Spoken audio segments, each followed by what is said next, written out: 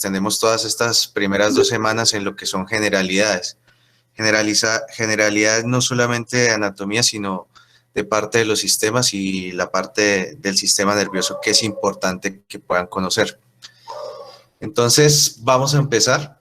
Entonces, como tal, nuestra materia realmente está compuesta por 3 submaterias. Entonces, la morfología humana se divide en 3 submaterias, son histología, embriología y anatomía.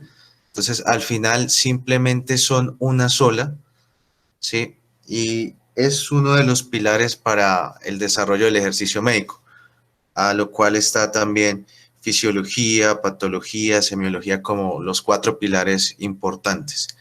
Entonces, como tal, digamos que se subdivide así. No obstante, pues la anatomía es el curso que vamos a ver o que ustedes ven conmigo, y pues la anatomía realmente es la base para la cirugía y para todas las ciencias quirúrgicas. La anatomía como tal es, digamos que ese primer paso y es como digamos, el compromiso básico que puede tener la materia quirúrgica. Entonces, la anatomía viene del griego anatein, que significa separar o disección. Entonces, en la antigüedad se creía que la única forma de aprender anatomía era disecando. No obstante, pues al día de hoy, pues las muchas formas de estudio son realmente versátiles, no solamente es disecando. Y pues digamos que en esa época era más fácil porque los cadáveres que se disecaban en fresco y en vivo. Entonces, cuando se disecaban en vivo, se conoce eso como vivisección. Y en esa época no había ni asepsia, antisepsia, no había anestesia. Entonces, ustedes se pueden imaginar cuáles eran los resultados quirúrgicos de esa época. No obstante, se dieron buenos resultados en cuanto a lo científico, ¿sí? Nosotros no hacemos parte de fisiología, sin embargo, todo lo que es histología y embriología pues hace parte del nuevo estudio de lo que ustedes van a conocer. Somos una rama de la medicina en la cual es, digamos, fuera de lo común. La exigencia, digamos que el carácter es muy diferente a lo que puede ser un fisiólogo o un internista. Y pues, cirujano, tengan en cuenta siempre, su labor es salvar las vidas en la fase aguda. Entonces, ¿quién fue el padre de la anatomía moderna o quién fue el que cambió los paradigmas, muchachos? Entonces, ese padre fue, a resumidas cuentas, recuerden que todo lo que les cuento al final es corto para lo que podría hablarles, más o menos. En otras facultades puedo tener 3, 4 horas, pero tengan en cuenta que esto es a modo de resumen. Entonces, Andrés Vesalio, con su libro de anatomía, La fábrica del cuerpo humano, o de Fábrica Corpus Humanis, fue el fundador de la anatomía moderna. ¿Por qué cambió el paradigma y por qué es tan importante y por qué se los muestro acá?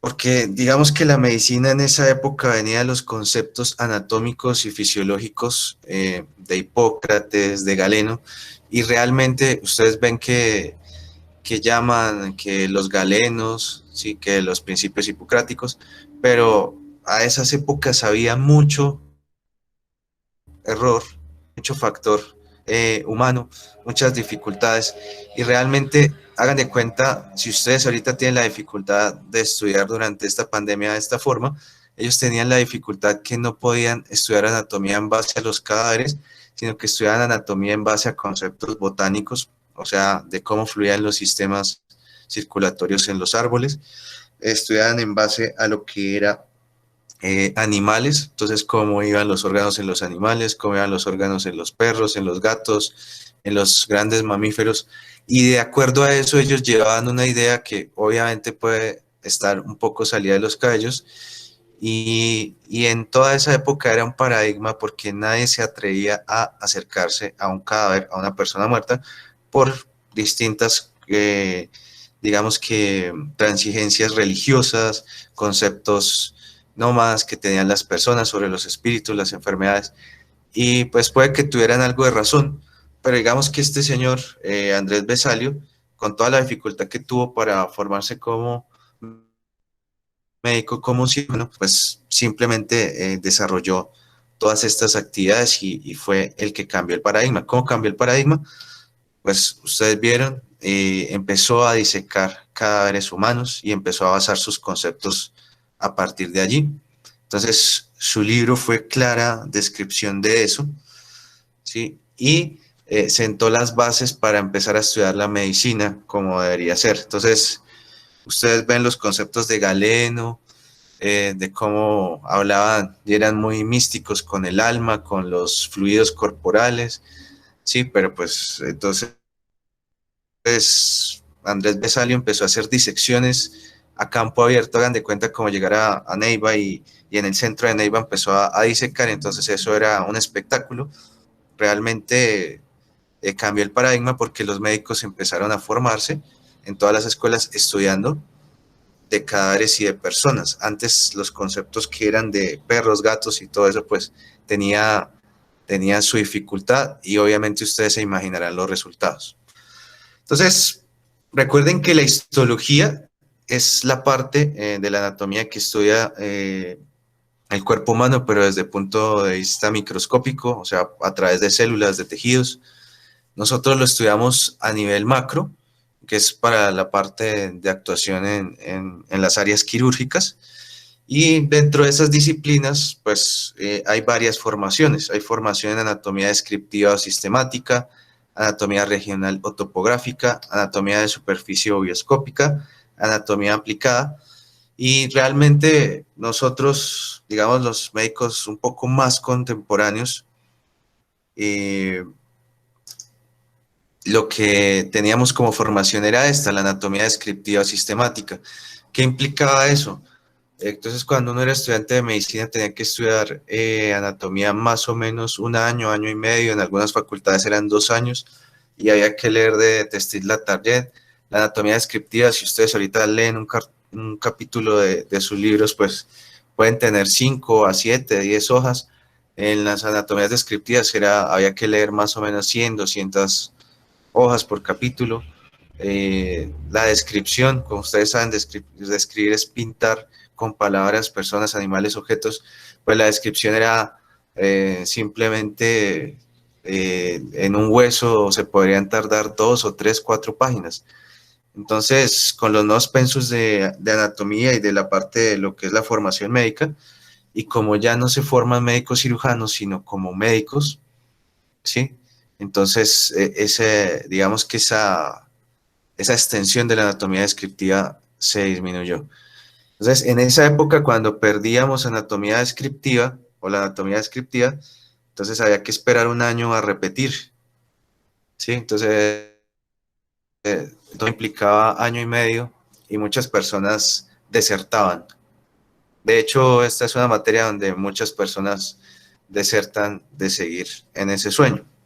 Ahora, pues ustedes ven, digamos, en esta facultad, estamos dando o tratando de enfocarnos hacia este punto, la anatomía aplicada. Entonces, ¿qué les sirve a ustedes de anatomía en la parte clínica, en la parte quirúrgica y en la parte radiológica y semiológica? Digamos que eso es lo que necesitamos, que lleven una orientación. Y estas ya de atrás, que por regiones, por superficies, ya es más adelante, si ustedes se quieren especializar en algo quirúrgico, se puede derivar hacia allá. Entonces, es muy importante ahora la parte de radiología y entonces en eso hemos hecho énfasis y por supuesto lo tenemos que aplicar y ese es un objetivo, realmente un objetivo de final del semestre es que ustedes tengan carácter, que a pesar que pasen a otras materias, ustedes puedan definir según sus conocimientos lo que saben y que puedan tener una capacidad de decisión. Entonces, si algo yo aprendí que en mi formación cuando roté en anatomía o en cirugía fue eso. Entonces, hay que tener un carácter y los que no tengan carácter, pues simplemente pueden seguir. Hay otras ramas de la medicina, hay otras ramas y pues eso no implica nada. Entonces, continúo acá. La anatomía comparada, pues ya hace parte de otras ramas en la cual al final los morfólogos continuamos siendo biólogos, así como ustedes veían el semestre pasado la parte de biología. Entonces hay una parte de nosotros que es la biología y realmente es comparar todo digamos, las similitudes que existen, porque ustedes ven que la madre tierra genera vida y toda esa vida tiene como un reflejo. Entonces, de los sistemas de los minerales, de los vegetales, de los animales y de nosotros, pues simplemente hay como una escala y hay reflejos, hay cosas muy similares. Si ustedes analizan los esqueletos óseos de los animales, se analizan los sistemas funcionales, sí, entonces por eso muchas veces tratan de aplicar eso a los humanos. Sin embargo, pues muchas veces los resultados son distintos, ya por razones genéticas, pero sí la vida en la Tierra tiene, digamos que ese arco reflejo y es importante y nosotros al final somos biólogos en eso. Entonces, más tardecito les envío una YouTube que explica muy bien de cómo se debe estudiar anatomía, eh, perder el miedo, porque realmente yo no necesito que ustedes tengan miedo, así no estuviéramos en este ambiente virtual, siempre yo he sido enfático en que ustedes tienen que luchar por sus cosas y hay que disfrutar las cosas. Entonces, para los que estuvieron conmigo en entrevistas, más allá de perder o que se pueda perder, uno tiene que estar a gusto con lo que hace en su vida diaria y acá.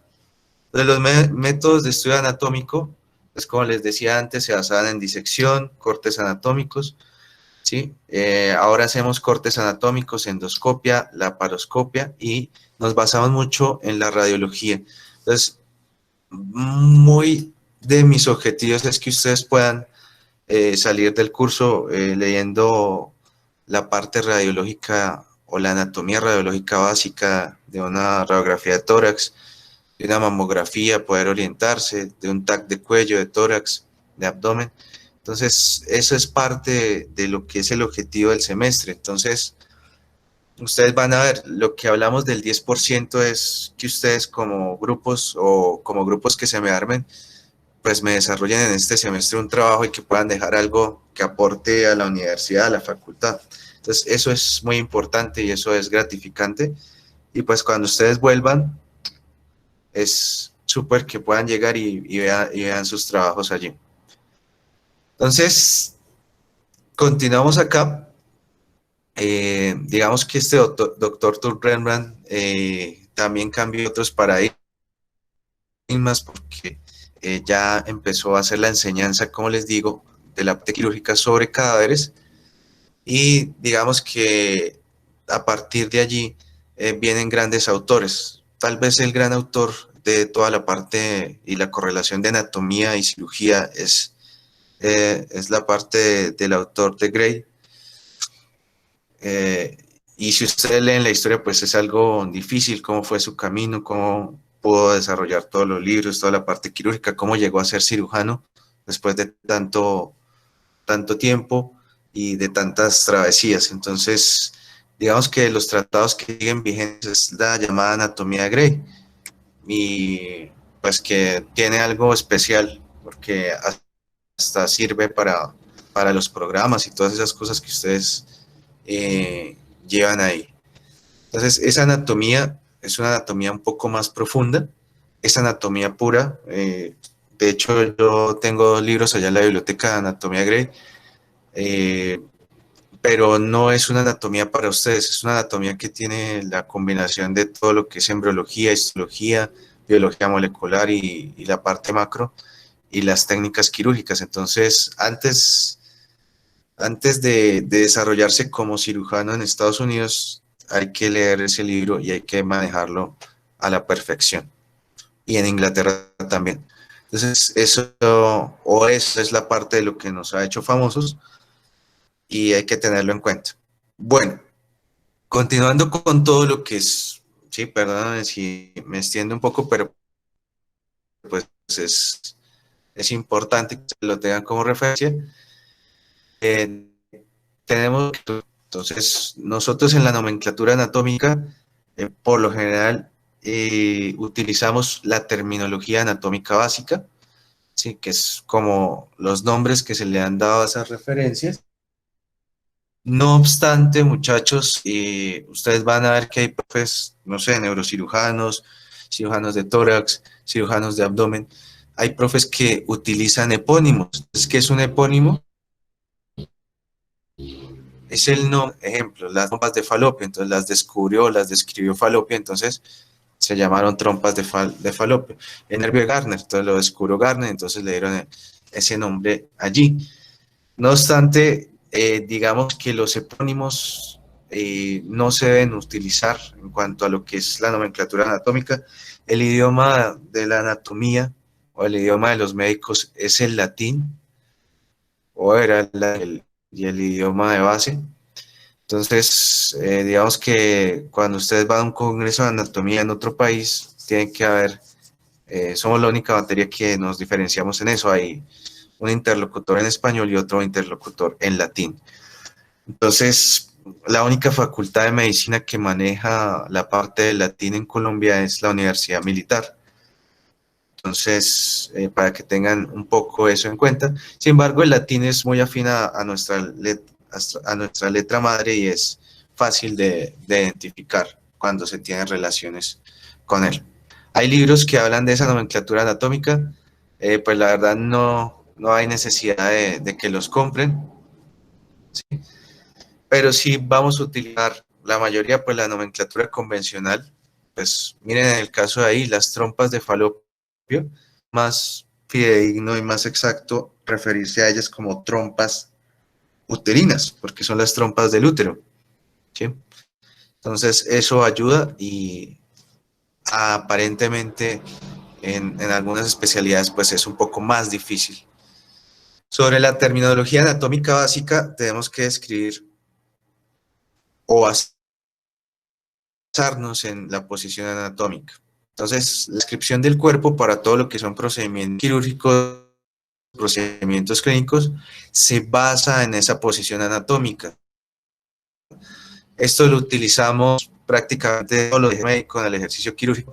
Es algo básico que con el tiempo ustedes van a ir implementando y es algo de lo cual ustedes aquí empiezan a sentirse, digamos, relacionados con la parte médica. Entonces, más allá de los términos, de los epónimos raros, viene la primera parte que es la descripción anatómica.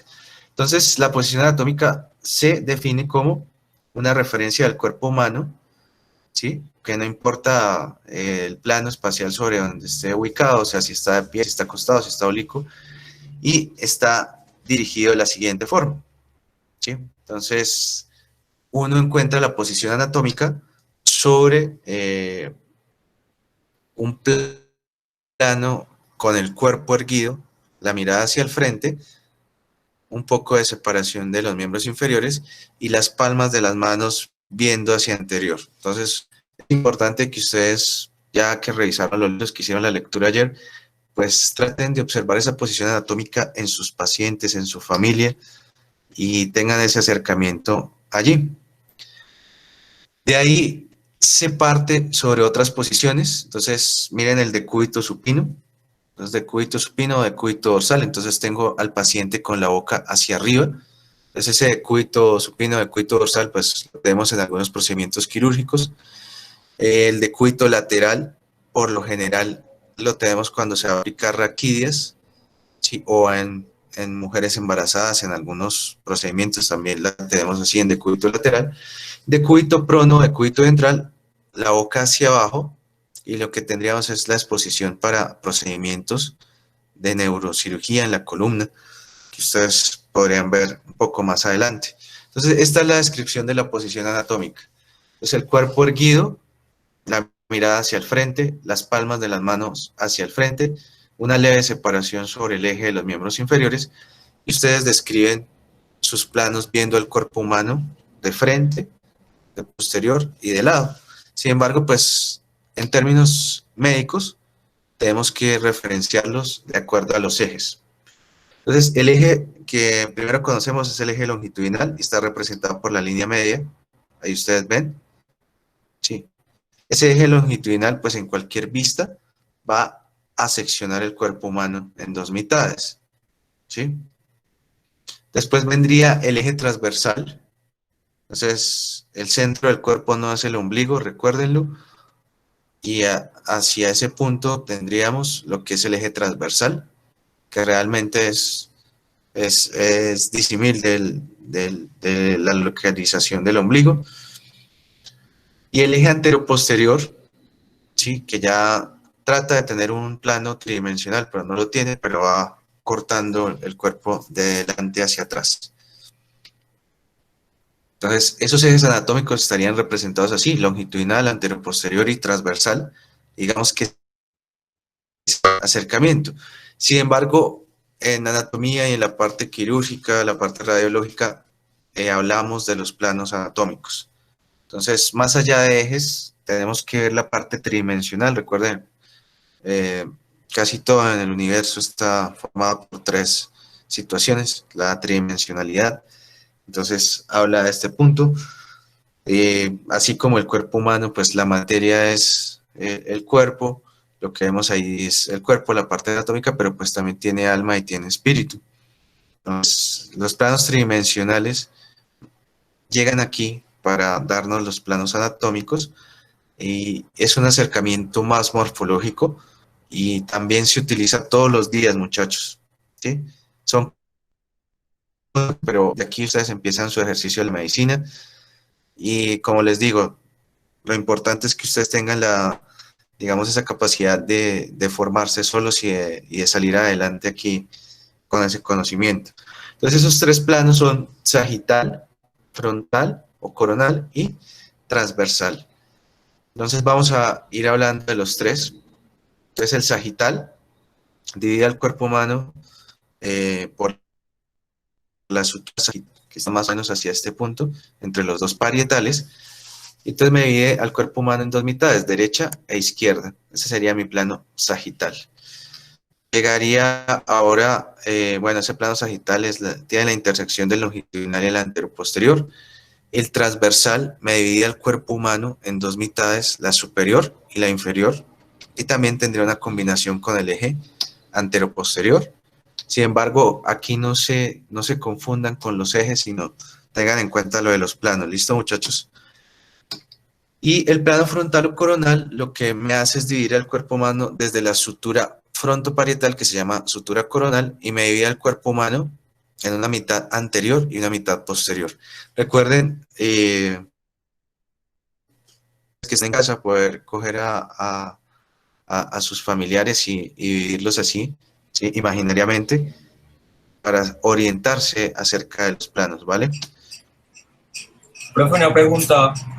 ¿Sí? ¿Vas a tocar el plano oblicuo?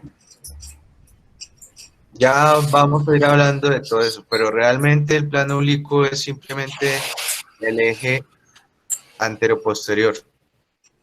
Ah, ok, vale. Entonces, eje sagital, perdón, plano sagital, plano transversal, ¿sí? Y el plano coronal, ¿sí? Son planos que van sobre 90 grados o 180 grados, ¿sí? Cuando yo hago una variación de esos 180 grados, o sea, no quiero darle los 180 grados ni los 90 grados, sino que, no sé, decido darle 45 y ese eje anteroposterior pasa por esos 45, ¿sí? Estoy dando un plano oblicuo.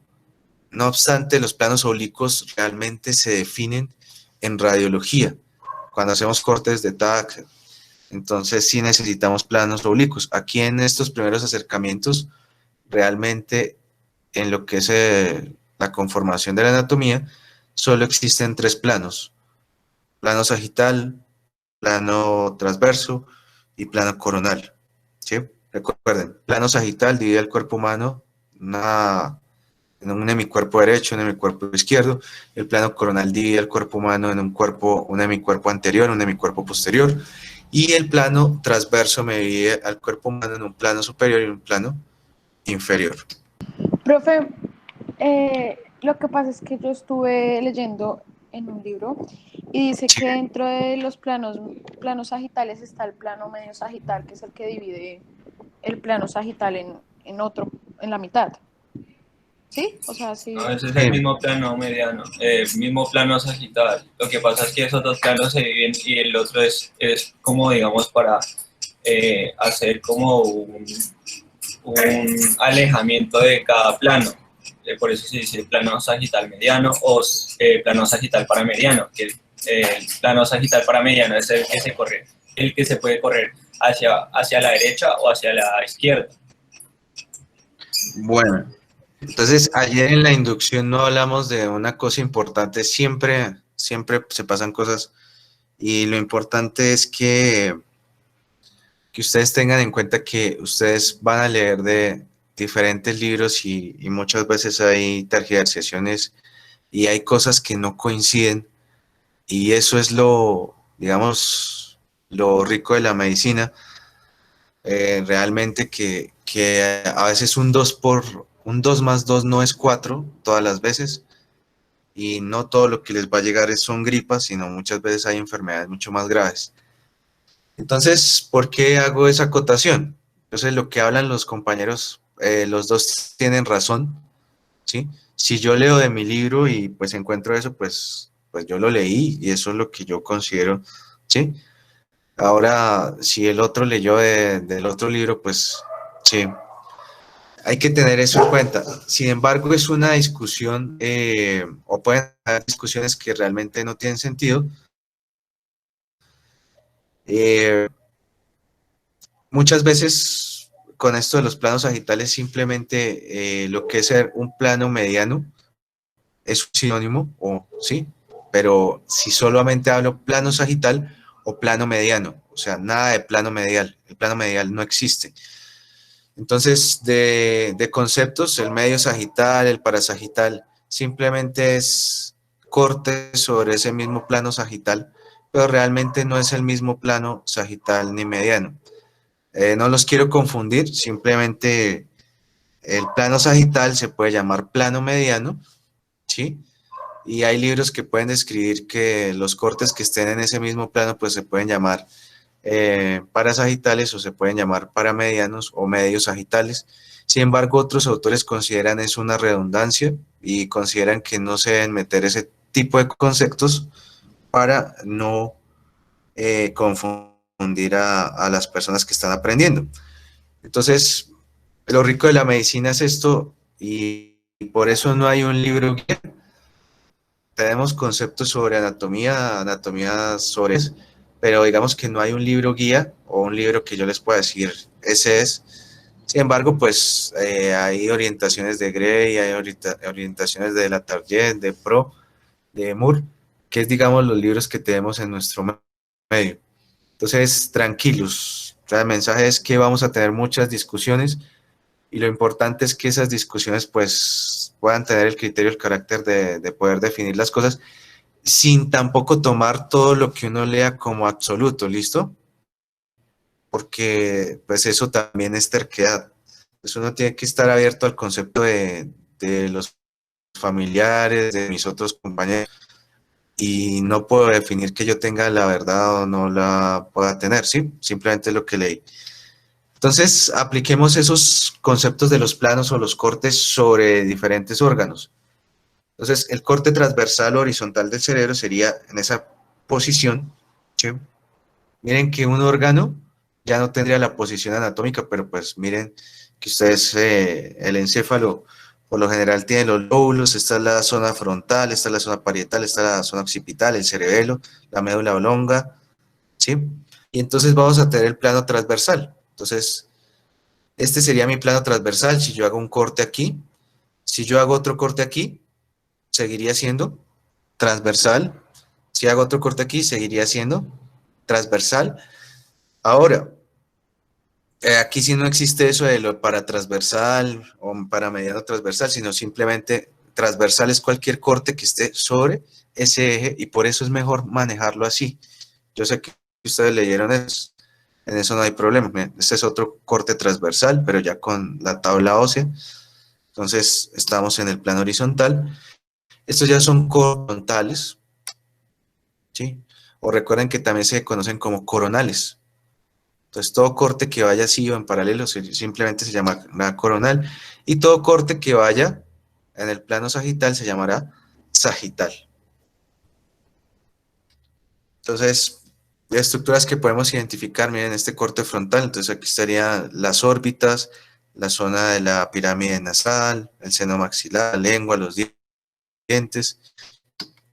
Hacia acá, en este corte sagital, ustedes pueden observar la circunvolución del cíngulo, lo que es el cuerpo calloso, el tálamo. Entonces, esta circunvolución del cíngulo, cuerpo calloso, el septum pellucidum, son importantes en lo que es el sistema límbico, nuestro carácter, nuestra personalidad, nuestra agresividad, nuestro instinto sexual, todo está definido. O sea, digamos que esta zona está definiendo lo que es cada uno de ustedes. Y muchas veces esa formación tiene un carácter genético, tiene información de antepasados, y digamos que su forma de ser, su carácter, todo eso está formado aquí y se moldea a través de los años, sobre todo los primeros 13 años, ¿sí? Ya para moldearlo más hacia adelante, pues es con eventos traumáticos, ¿no? El tálamo, que es una zona de núcleos neuronales que está aquí en el centro, entonces ese tálamo al final es el que definía el concepto de alma, de corazón. El corazón no queda en el todo, sino el corazón está aquí, y el corazón, todos sus sentimientos y toda la parte sensitiva viene a modularse aquí, el amor, la ira, el odio, todo está modulándose acá. El cerebelo, que como ustedes ven parecen ramitas, esta se le llama árbol de la vida, nos maneja lo que es el equilibrio, la coordinación, el tono muscular. Y hacia acá, quiero que tengan esto en cuenta, se llama tronco encefálico. Tiene una zona de tolerancia aquí de una médula espinal. ¿Por qué les muestro esto? Porque en esta zona van a estar los núcleos cardiorrespiratorios. Entonces van a estar los núcleos de la arterial, la frecuencia cardíaca, la frecuencia respiratoria. Si yo tengo una lesión a este nivel del tronco encefálico, el paciente me entra en muerte súbita. El paciente se queda sin flujo sanguíneo, sin flujo coronario, sin flujo nervioso, sin flujo respiratorio, y simplemente va a ocurrir una muerte súbita. ¿Qué casos pueden encontrar allí? Entonces, típico desnucado, realmente no se llama desnucado en nuestro medio, sino la fractura del atlas y del axis, que pueden generar una lesión a nivel del tronco encefálico.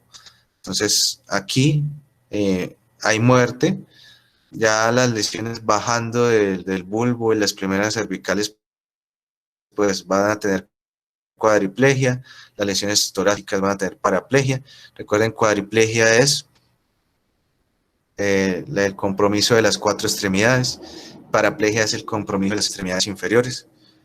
Y en este corte sagital de tórax me va a ir mostrando lo que es y la zona de los órganos, vísceras huecas sobre el abdomen, ¿sí?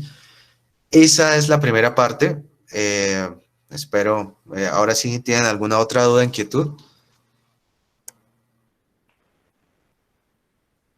¿Cómo van hasta el momento, muchachos? Bien, profe. Bien, profe. Bien, profe. profesor. Claro, profe. Bien, profe. Entonces recuerden, este semestre lo que vamos a hacer, pues básicamente este primer corte lo que vamos a hacer es manejar estas clases así, todo lo que es la parte magistral, pero en el segundo corte pues ya vamos a tener, como ya tenemos las clases grabadas, vamos a poner otras actividades, o hasta ayer estaba pensando en ver el espacio para que ustedes puedan ir hasta 2 veces por práctica en el semestre, en el corte, ¿sí? Porque pues no veo la utilidad de, si ya tenemos el segundo o tercer corte, pues lo de proseguir como repitiendo lo mismo. ¿Listo? Entonces,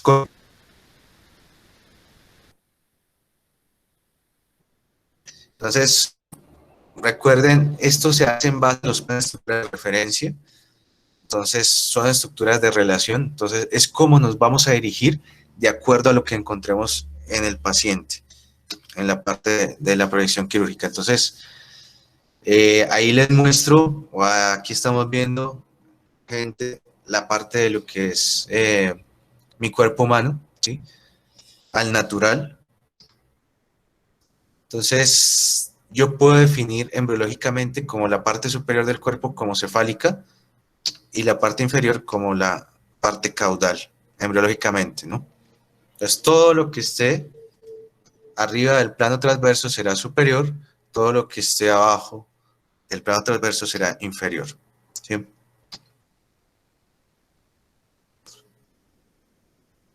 Aquí seguimos viendo. Miren qué diferente, o sea, los planos y la descripción no cambian.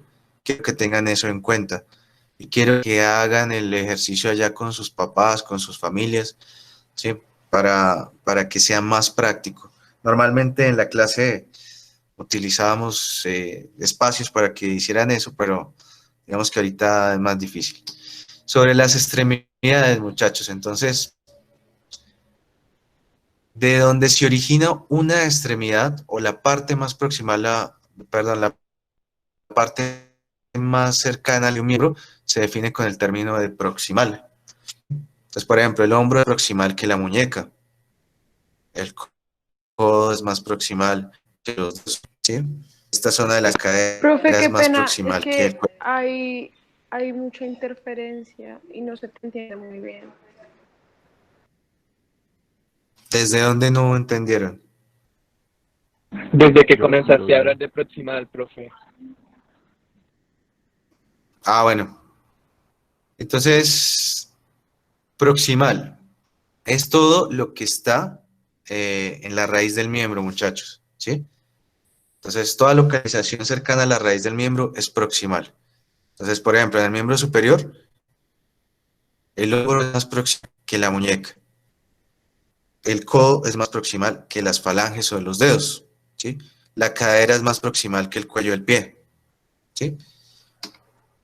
Distal es lo que está más lejano a la raíz de un miembro. Entonces, ustedes pueden ver qué es lo que está más lejano, pues las manos y los pies. Sin embargo, si yo hablo de relaciones acá, la rodilla es más distal que la cadera, ¿sí? La muñeca es más distal que el hombro, ¿sí? Y entonces esos serían mis términos desde la relación de los miembros. Entonces, proximal y distal, ¿sí? Raíz de un miembro, porción final de un miembro. Continuamos acá. Importante que ustedes encuentren aquí término medial diferente a mediano, ¿sí?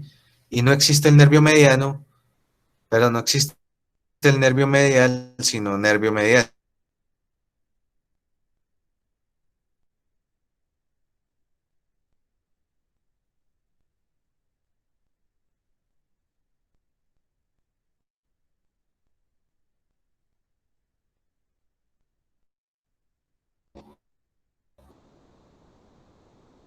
Escucho, muchachos.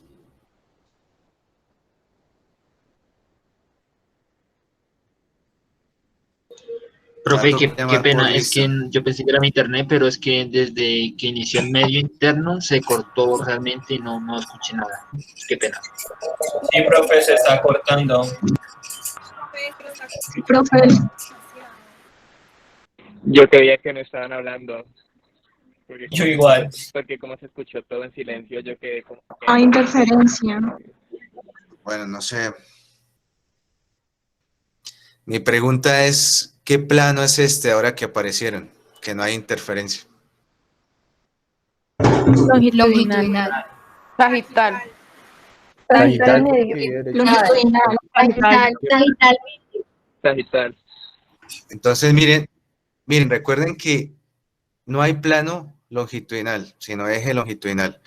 Y es importante que tengan ese error para que se olviden de que hablamos de eje, sino tómenlo como plano. Y muy bien para los que dijeron, entonces hay plano medio y plano sagital. Es el mismo plano que estamos viendo ahí. Entonces, toda estructura que se acerque al plano medio, ¿sí? O al plano sagital, entonces toda estructura que esté más cerca de ese plano medio va a llamar medial o interna, ¿sí? Entonces, por ejemplo, este pezón está más medial o interno que el borde del brazo, ¿sí? El quinto dedo va a estar más medial o interno que el primer dedo, según esta posición anatómica, y su contraposición sería lateral o externo. Entonces, todo lo que esté lejos de la línea media se va a llamar lateral o externo. Entonces, el primer dedo sería lateral, ¿sí? O externo, estos bordes serían lateral o externo. Por ejemplo, el borde aquí de la zona cubital es interno, el borde radial sería externo. Entonces serían nuestros dos términos hacia ese punto.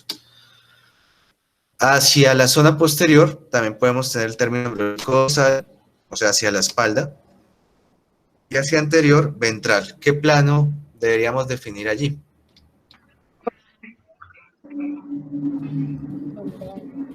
Frontal. El anteroposterior, ¿no? El Plano. coronal.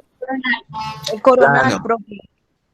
Plano, entonces excelente, coronal o frontal para los que participaron. ¿Listo? Entonces aquí está la discusión que hablaban sus compañeros, entonces que si es para sagital, que si es para mediano, ¿sí? Simplemente déjenlo como plano sagital, pero pues yo sé que en muchos libros está para sagital, para mediano, o que tienen ese tipo de discusión. Entonces, recordemos hasta acá. El hombro es proximal, la muñeca es distal. Sí. Esta zona sería medial con respecto a este borde que sería lateral. Miren, borde lateral radial, sí, el borde medial cubital. Entonces, esto sería proximal, esto sería distal con respecto a esa relación. Recuerden que en las manos esto se conoce como palmas, ¿sí? Y en la cara anterior de los pies eso se conocerá como plantas. Hay dorso del pie y hay planta alta del pie. Son las cavidades corporales, ustedes van a tener que las cavidades corporales son estructuras diseñadas arquitectónicamente para proteger los órganos vitales. Entonces, la cavidad craneal protegerá el encéfalo y todas las estructuras del sistema nervioso central, lo mismo que la cavidad espinal, la cavidad torácica, los pulmones, el corazón, el mediastino, la cavidad pélvica, los órganos. Entonces, estas son las cavidades en el cuerpo humano para que lo tengan: craneal, torácica, abdominal, abdominopélvica, la dorsal, la raquídea, ¿sí? ¿Y qué es lo importante de esas cavidades? Son espacios virtuales en referencia a los órganos. Entonces, cuando hay una hemorragia interna, un sangrado, una ruptura, pues esas cavidades se llenan y son causas de muerte por hemorragias internas. Entonces, la pelvis puede almacenar 7 litros, el tórax puede almacenar 5 litros, el abdomen puede almacenar hasta 10 litros. Entonces, esas cavidades pues son relativas. La cavidad craneal puede almacenar más o menos 1.2 litros, ¿sí? Pues antes de que salga el encéfalo, de que haya herniación. Entonces tengamos eso en cuenta. Dentro de las cavidades hay términos. Entonces todo órgano que esté hacia adentro de esa cavidad sería interior, y toda estructura que esté hacia afuera sería exterior. En otro punto, eso lo podemos llamar como profundo y superficial. Pues, por ejemplo, estos pulmones, este lóbulo pulmonar es profundo, y esta zona del lóbulo, perdón, esta zona de piel y de tórax sería superficial. Cuando hacemos descripción de estructuras del mismo lado, las llamamos ipsilateral. O sea, si las estructuras están o las lesiones están hacia el mismo lado, serían ipsilaterales, y si están en el lado opuesto, serían contralaterales. Esto es importante, sobre todo en descripciones por lesiones personales, en lo que es la atención a un paciente por trauma, por lesiones personales, por violencia, ¿sí? Por heridas de arma de fuego, por heridas de arma cortopunzante. Entonces, en el reporte del perito se hace la descripción y se utiliza mucho el término ipsilateral, del mismo lado, o contralateral. Esa sería la terminología anatómica pasiva,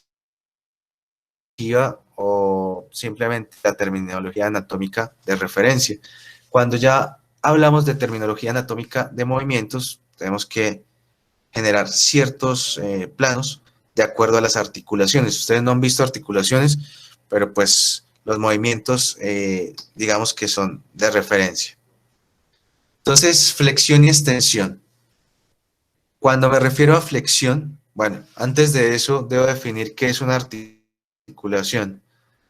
La articulación es la unión funcional de dos o más segmentos óseos y el conjunto de partes blandas que lo conforman. Entonces ese conjunto de partes blandas puede tener cápsula, líquido sinovial, tendones, puede tener meniscos, puede tener fascias, puede tener diferentes estructuras que ayudan a la articulación. Entonces cuando hablo de flexión, estoy haciendo referencia o soy referente a simplemente disminuir el arco o los grados de esa articulación. En otros libros pueden encontrar acercar los segmentos en una articulación. ¿Y cuál sería la definición de extensión? Pues la opuesta. Entonces sería alejar el ángulo de esa articulación o aumentar el ángulo de esa articulación o simplemente alejar el segmento de esa articulación. Entonces ese sería el primer movimiento que aprendemos hoy, flexión y extensión.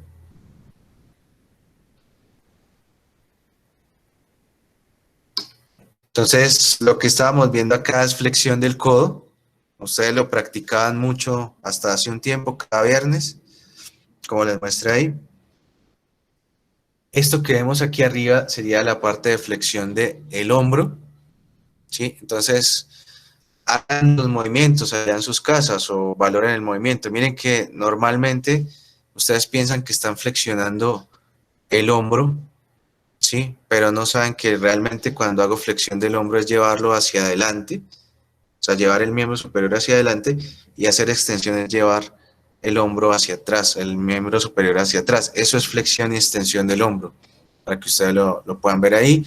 Y digamos que una ventaja de la cuarentena es que pueden practicar ahí con sus papás, entonces, o su familia, entonces es algo muy chévere a la forma de ver. Esto que ustedes ven acá es flexión de la rodilla, ¿sí? La flexión, mire que la flexión es llevar o unir o disminuir el ángulo acá entre el muslo y la pierna, y la extensión es llevarlo hacia adelante.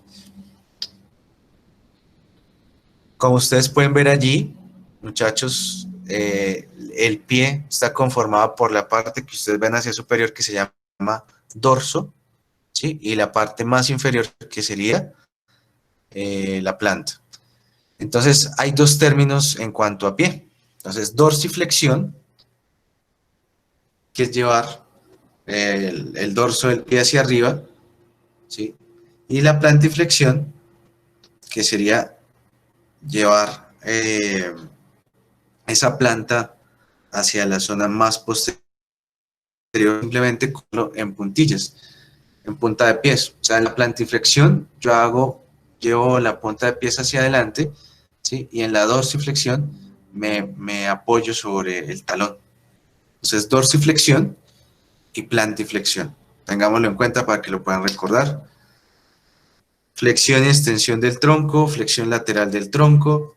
Miren, esto que por lo general ustedes piensan que es la flexión y la extensión del hombro, esto realmente es un término importante, o son términos importantes, se llama abducción y aducción.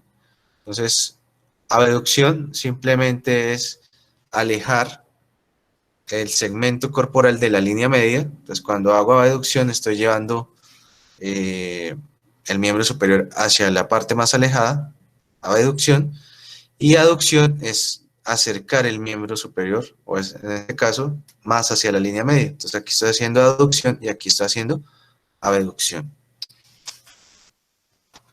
El término de abducción también es separador.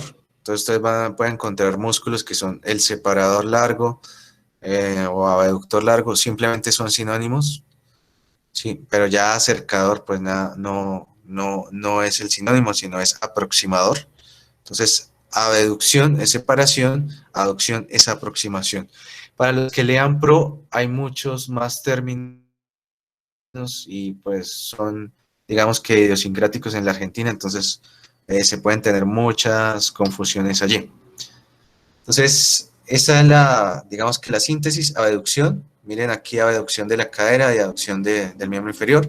En la mano es un poco diferente porque el plano del eje de la mano pasa por el dedo medio y siempre el dedo pulgar va a ser el primer dedo. Este sería el segundo dedo, el tercer dedo, el cuarto dedo y el quinto dedo. Entonces, el primer dedo de la mano se llama en latín pollex y el primer dedo del pie se llama hallux. Pues ustedes ven en descripciones de patologías como el hallux valgus, el hallux arqueatus. Entonces, para que tengan eso en cuenta, aquí hallux o primer artejo y aquí pólex. Entonces, abducción simplemente sería en la mano, alejar los dedos de ese primer dedo, perdón, dedo medio, y aducción es acercarlos hacia el dedo medio. Esa sería la parte de abducción y aducción en la mano. Rotación no existe realmente o no está descrita allí, ni mucho menos hay rotación en la región cervical, a no ser que tenga una posición diabólica, como lo muestran en las películas. Pero la rotación acá está definida en el término de que yo puedo generar arcos de movimiento más o menos semirrotacionales, más no llegando a los 180 grados, sino podemos hablar más o menos a unos 90, unos 130 grados. Y ese plano de rotación nos ha hecho diferente a muchos animales, a muchos mamíferos que están descritos en la biología animal. Rotación interna, entonces desde y llevar el plano de la articulación hacia adentro en esa rotación interna. Esta es la rotación interna, ¿sí? Entonces aquí estamos haciendo rotación interna del hombro y hacia acá estaríamos haciendo rotación externa del hombro, ¿sí? En el codo solo hay dos movimientos, flexión y extensión.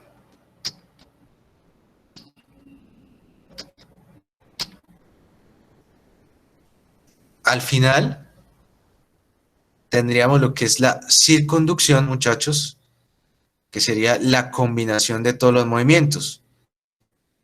Entonces, eso lo valoramos en un paciente. Entonces, el primer movimiento básico sería flexión, extensión, abducción, aducción, rotación interna, rotación externa, y ese conjunto de movimientos lo conocemos en el hombro, en esa articulación, o en las articulaciones que son móviles, como circunducción. Profe, la Entonces, circunducción es el mismo movimiento del nadador. del nado. Pues la verdad, pues cuando se nada pues creo que en la categoría de nado que es que pecho o mariposa, pues estamos haciendo circunducción en el hombro, ¿no? Sí. Me imagino que allá lo tienen como término. La verdad no tengo conocimiento de eso, pero me imagino que el movimiento básico para nadar es la circunducción, o el conjunto de movimientos sería la circunducción. No obstante, muchachos, tengan en cuenta que la circunducción solo se da en articulaciones que tienen el plano de movimiento de los tres ejes. ¿Cuáles son esas articulaciones? La articulación del hombro, la articulación de la cadera. Por eso esto recuerda mucho cuando uno hace ejercicio, calentamiento, entonces está haciendo ahí una circunducción.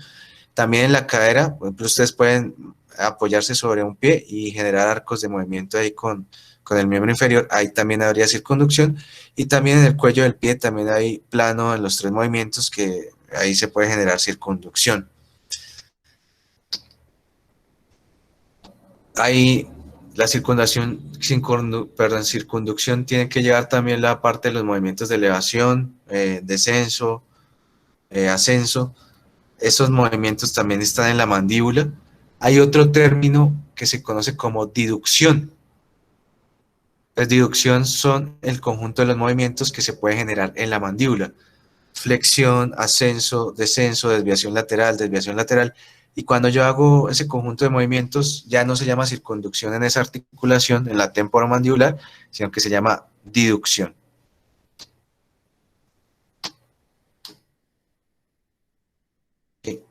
Otro plano de movimiento que tiene el pie es cuando yo llevo la planta del pie hacia el plano medio, eso se conoce como inversión, y cuando la llevo lejos del plano medio se conoce como eversión.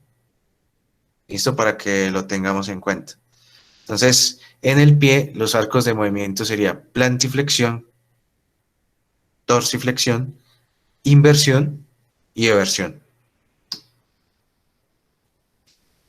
En libros como Pro hay estos términos también en el hombro como protrucción, retrucción de una articulación, Entonces, recuerden que el conjunto de movimientos en la mandíbula al final se llama diducción y pues tiene ascenso, descenso, desviación lateral, protucción, retrucción. Otro plano de movimiento importante en el cuerpo humano sería la supinación y la pronación. Entonces, hagan de cuenta que la supinación es como cuando ustedes elevan una oración, tienen que llevar la cara anterior del antebrazo y de la palma de la mano hacia superior, ¿sí? Entonces, ahí cuando ustedes hacen o elevan una oración, estaríamos haciendo supinación. Cuando hago el movimiento contrario, estaría haciendo pronación. ¿Sí? Cuando supinación en terminología griega o etimología griega es referente a súplica. Entonces, por eso está relacionado ahí. Y pronación lo tienen en el movimiento contrario. Esa supinación y pronación se lleva a diferencia en arcos de movimiento de más o menos 90 grados. Los movimientos del pulgar tienen algo interesante, que es la oposición, que es el movimiento que ha permitido evolucionar a los seres humanos, pues dentro de la teoría evolutiva, y es porque otros primates u otros mamíferos no tienen ese movimiento, y se cree que esa oposición generó el movimiento de pinza, y a medida que se utilizaba esa pinza, se fue generando herramientas. A medida que se generaban herramientas, esos primeros Homo sapiens, homínidos, Homo erectus, pudieron generar caza, consumir proteína, esa proteína retroalimentaba al cerebro para utilizar la pinza, vino el neurodesarrollo, y entonces ahí viene la parte social del ser humano. Ser humano, ¿sí? Para que lo tengamos en cuenta. ¿Tienen alguna duda, alguna pregunta, muchachos?